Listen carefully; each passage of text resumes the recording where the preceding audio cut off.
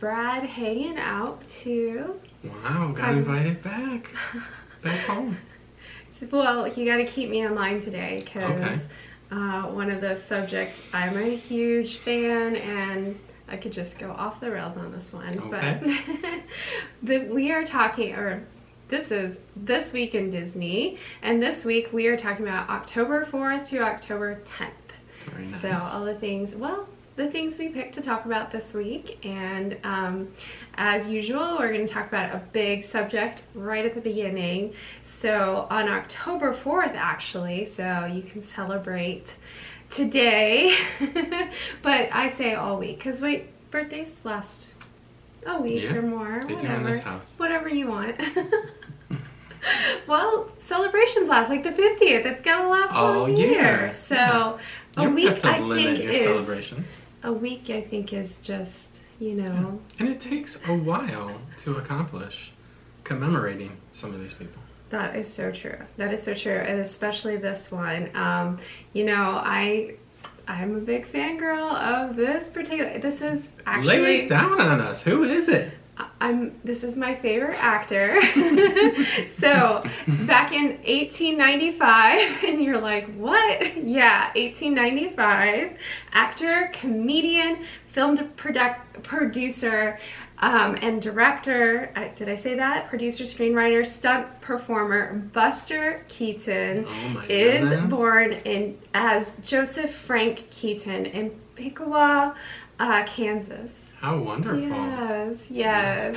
And I mean, she is a huge fan. I mean, it's one of the things that I love about you. I mean, I remember watching you watch all of those black and whites over and over and really enjoying and talking about, look at this, and he's better than Charlie Chaplin. I don't think there's actually a rivalry between Buster Keaton and Charlie Chaplin themselves. Maybe they were pitted that way, but I think they respected each other and were friends. So I just like Buster Keaton's so much about him. He has the deadpan face. We'll talk about why that is. He was actually called the Great Stone Face, and so. You know, he's best known for his physical comedy and silent films, and there is a Disney connection, but we're going to get to it. But let's just talk about him for a second and how he started off. He did start in vaudeville, and his childhood story is really interesting because his parents actually worked in vaudeville before he was born. They worked with Harry Houdini. It was actually called the Keaton Houdini Medicine Show Company. Wow. I might mention that we lived in Appleton, Wisconsin, where the childhood home or birthplace of Houdini, and the museum is there. Yeah. Very fun. So they were working with Houdini. So he had, that influence in his life. These vaudeville back then, there was like no big safety regulations. So the act that he had with his parents, it was his mom and his dad and him, and it was like a family act, and he would, really upset his dad and kind of like tick him off or whatever. That was part of the act. And then his dad would throw him like all over and the stage and stuff and rough him up. And they actually sewed like a handle into his clothing so he was easier to throw.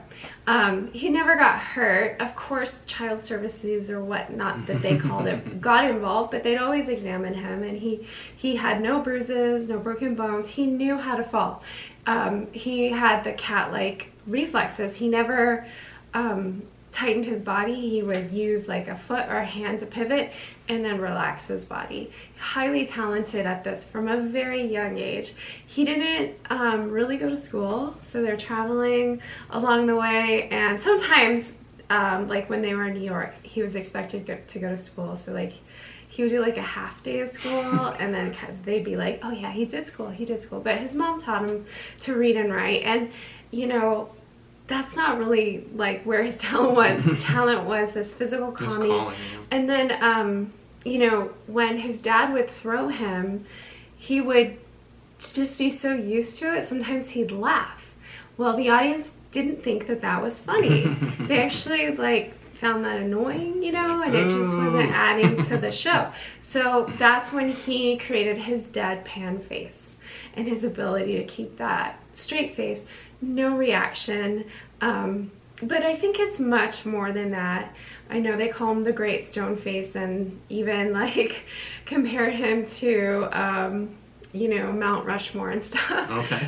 But what I find watching him is a plethora of very subtle emotions. He could look like disappointed or afraid or in love, but barely turning, you know, his eyes, his mouth, his demeanor. I think it's because it came from within. Yeah, I would say there's a sincerity to all of his expression. Yes. He's very sincere. Yes. I mean, I'm just going to say, if you are interested in comedy, film, anything like that, go watch Buster Keaton films for sure. He directed and produced them. Actually, some of his automobile stunts are stunning. Like how he did it, how he survived, how he did it with a moving car, everything. It's incredible. Yeah, of course, absolutely. So if you go and watch those films, the early films in the 20s and 30s, so when I'm transitioning from vaudeville, he got into film. His dad actually did not respect film. So he kind of was leery, but he was able to, I guess his very first film, he was like totally in. He did such a great job that he started doing films right away. And he was working with Joseph M. Schnuck. And this is important because he was his own director.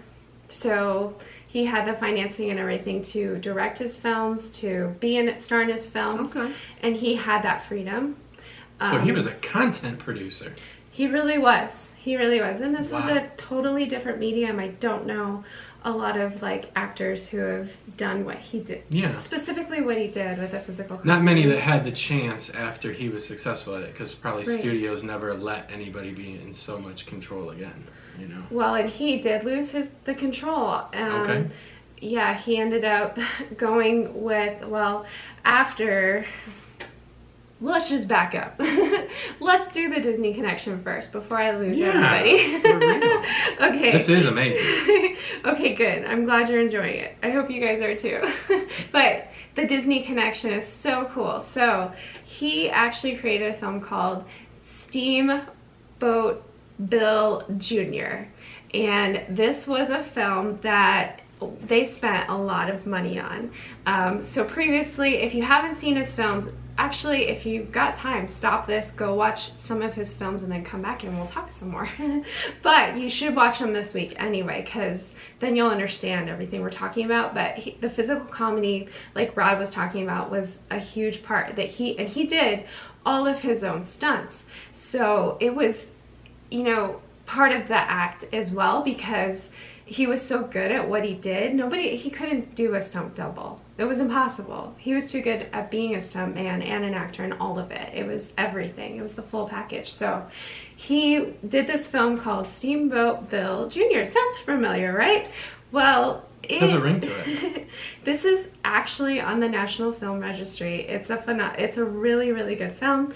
And at the time, Walt Disney and associates all really enjoyed the film, and they based 6 months later Steamboat Willie off of Steamboat Bill Jr.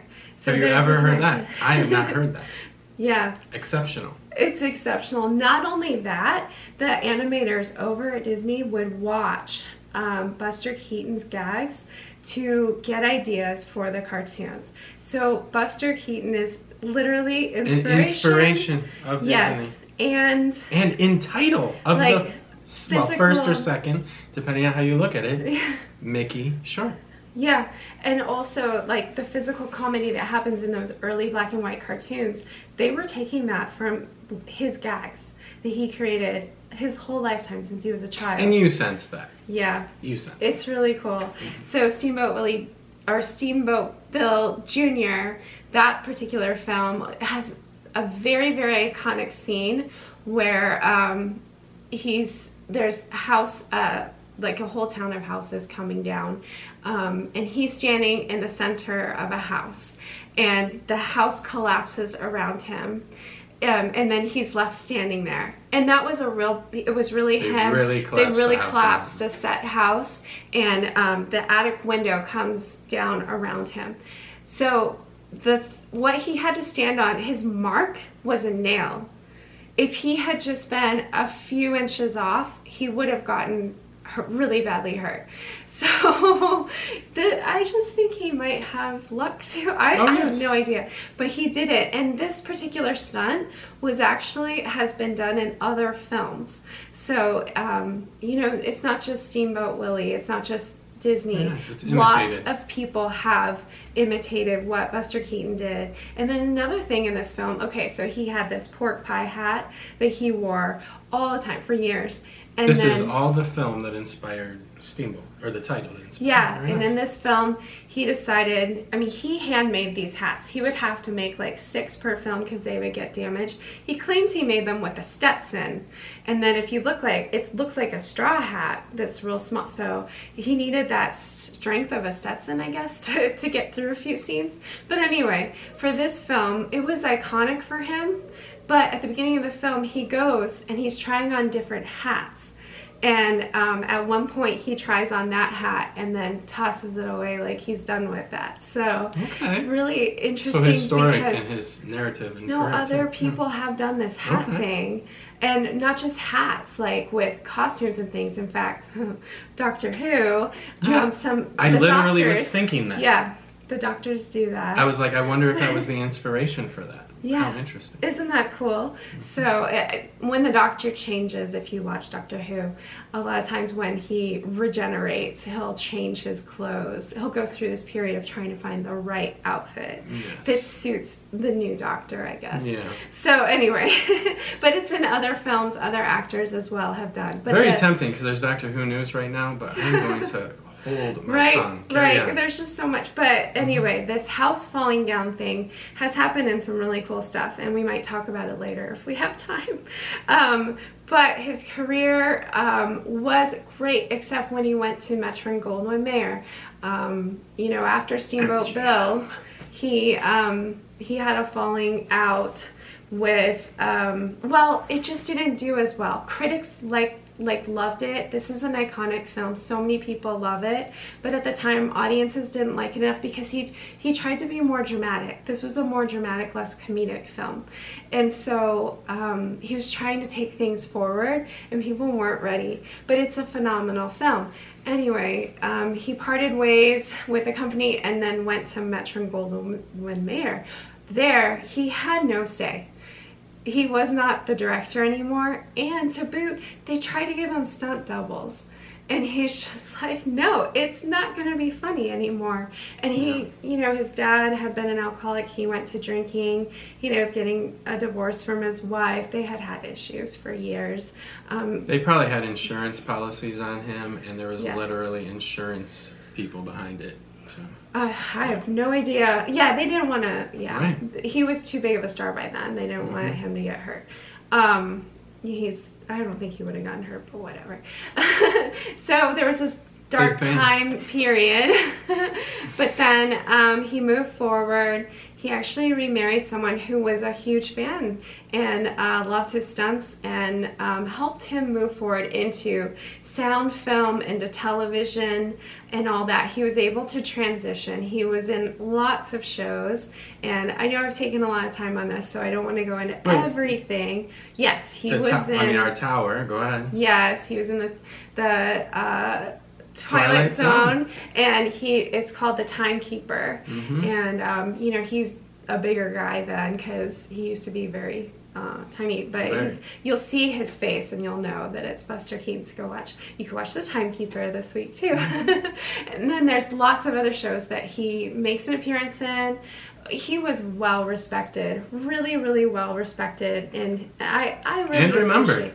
And his wife, Eleanor, you know, just supported him and helped him to regain his confidence. I think he was a sensitive person that after he kind of lost everything, he needed a strong person in his life to help him, you know, get it all back and have that support. And she would perform with him on TV and stuff like that. So I just love that, because he started off performing with his family, and his parents performed together. So it just kind of makes sense to me. How wonderful. You know, there's so much more, and maybe we'll talk about him. But that connection is amazing. Yeah, maybe we'll talk about him. Thank you for that. Definitely. Incredible. One more thing. Okay. One more thing. I didn't know about this until today. Is that there is a society for him. It's called the International Buster Keaton Society, and it was founded on October 4th, 1992, on his birthday. This is a society. Most societies are just like us fan guy people or whatever. This is a society of actual actors, producers, authors, graphic novelists, musicians, designers as well as those who, you know, admire him. I think I'm gonna become a member. You should immediately. I'm gonna go research this, but I just think this kind of shows. 6 of his films are in the National Library of Film. As you said, so for sure. it's he's remembered and and celebrated. We can thank him for Steamboat Willie. So cool, so cool. But let's move on to this. Thank you. Let's move on. We'll talk about Buster Keaton maybe another time. But the rest of this week, okay, so starting off in 1922 on October 5th, Laugh-O-Gram animated short Goldie Locks and the Three Bears, directed by and co-animated by Walt Disney, is released. So yeah, that's a must-see, because that's all the way back to the first Laugh-O-Gram Studios. Go check that out. You can watch that this week. And then 1949, Disney's 15th feature film, The Adventures of Ichabod and Mr. Toad. Oh, very nice. So October 5th, time to watch it, get it out, put it on.